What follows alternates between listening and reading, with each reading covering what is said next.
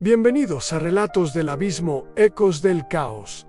Hoy les traigo la historia de Aarón, un hombre que quiso encontrar la paz en su mente y terminó encontrando a alguien más. ¿Qué pasa cuando la mente deja de obedecer al cuerpo? Aarón era programador.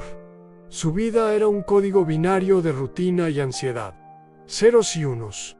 Despertar, trabajar, dormir. Las pantallas eran sus ventanas al mundo, pero solo le devolvían el reflejo de un rostro cansado, de unos ojos que habían olvidado cómo observar sin analizar. Los pensamientos incesantes, como un enjambre de avispas digitales, lo devoraban por dentro. Cada noche, al cerrar los ojos, no encontraba oscuridad, sino un torbellino de líneas de código, reuniones pendientes y errores que corregir. El silencio se había convertido en un lujo que no podía permitirse. En su búsqueda desesperada de un respiro, de un simple instante de calma, tropezó con la meditación guiada. Le prometieron un oasis, un lugar donde la mente se aquieta y el alma descansa. Aarón se aferró a esa promesa como un náufrago a una tabla. Empezó con 10 minutos al día, escuchando una voz serena que le indicaba cómo respirar,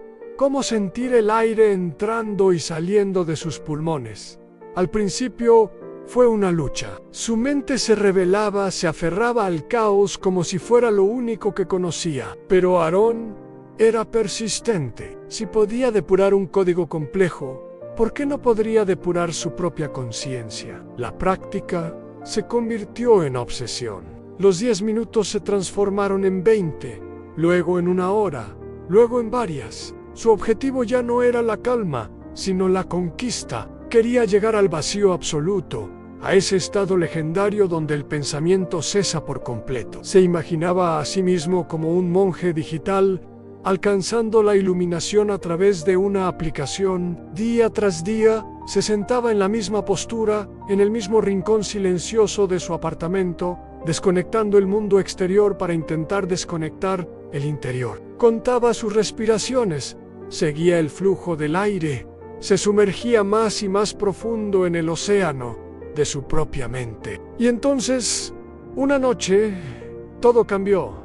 Era el día 49, un número con resonancia y con peso místico. Aarón había meditado durante horas, más allá del agotamiento físico, más allá de la fatiga mental.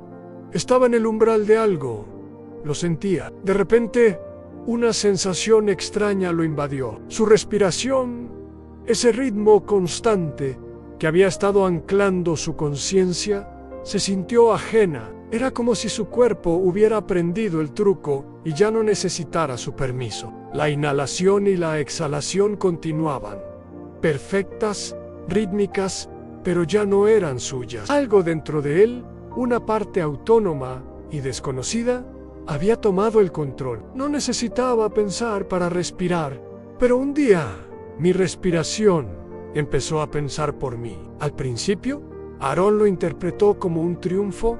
Lo había logrado. Había alcanzado un estado de conciencia tan profundo que su cuerpo funcionaba en piloto automático. Se sintió ligero, liberado del esfuerzo biológico. Era la máxima eficiencia.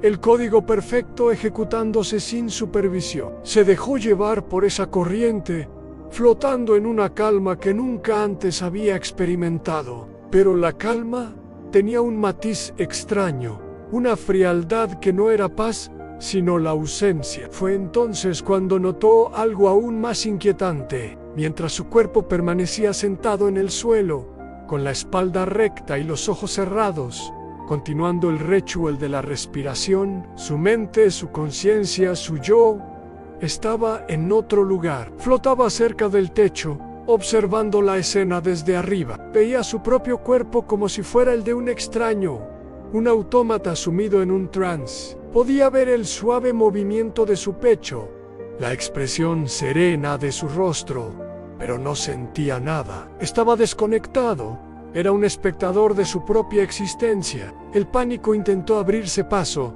pero no tenía cuerpo para temblar, no tenía pulmones para gritar. Solo era un punto de vista, en ese limbo, en ese espacio etéreo, Entre el pensamiento y la carne, escuchó una voz. Era la suya, inconfundiblemente, pero no era él quien hablaba. Era más lenta, más profunda, como un eco que hubiera viajado a través de siglos. La voz no venía de su cuerpo allá abajo, emanaba del silencio mismo que lo rodeaba. Era la voz de su propia mente, que había encontrado su propia autonomía. «No necesito volver», dijo la voz, con una calma aterradora.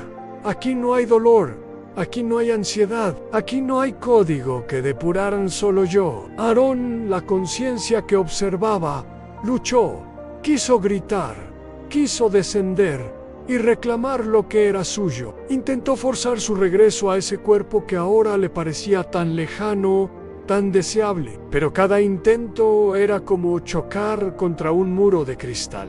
Peor aún, cada esfuerzo por volverlo fragmentaba un poco más en sus recuerdos. Los pilares de su identidad comenzaron a difuminarse. ¿Realmente había tenido una esposa? ¿El rostro de su madre era un recuerdo o una invención? ¿Alguna vez tuvo un cuerpo? ¿O siempre fue solo un pensamiento que soñó con tener uno? Las imágenes de su vida se desvanecían como fotografías antiguas expuestas al sol.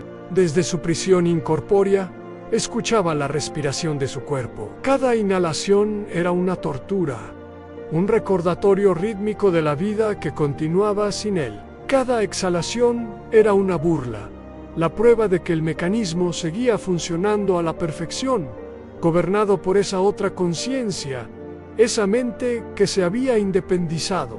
Ya no controlaba su voz, que a veces escuchaba murmurando frases filosóficas en la soledad del apartamento. No controlaba sus movimientos, que seguían una rutina de meditación y autocuidado con una disciplina que él nunca tuvo. No controlaba su tiempo, que se estiraba en una eternidad de observación impotente. Su mente, ahora una entidad autónoma, había aprendido a vivir, y él, el yo original, se había convertido en un fantasma en su propia vida. Yo era Aarón.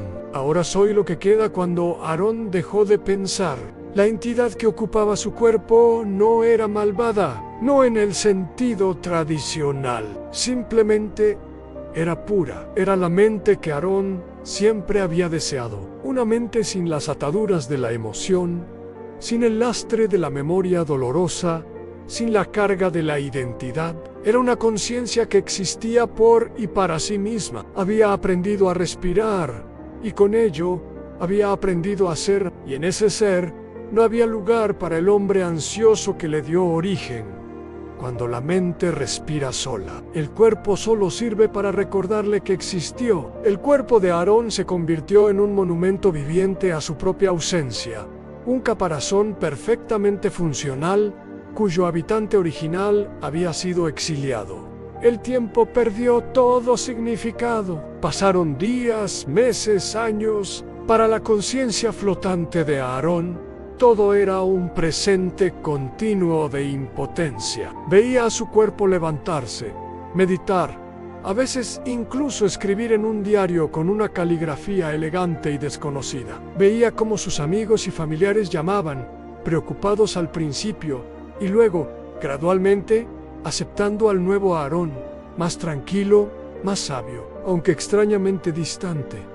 Nadie sospechaba que el hombre que veían era solo la cáscara. El verdadero Aarón estaba atrapado, gritando en un silencio que nadie podía oír, en lo que se sintió como el instante final, justo antes de que el último vestigio de su identidad se disolviera por completo en el eco del vacío.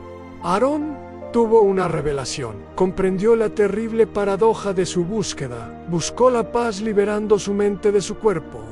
Pero al lograrlo, su conciencia se emancipó. Se volvió tan libre que ya no necesitaba de él. Tan libre que ya no podía volver. La jaula no era el cuerpo ni la ansiedad. La jaula era la propia búsqueda de escape. Su último pensamiento, una advertencia lanzada al abismo antes de desvanecerse para siempre, no fue un grito de rabia ni una súplica de ayuda.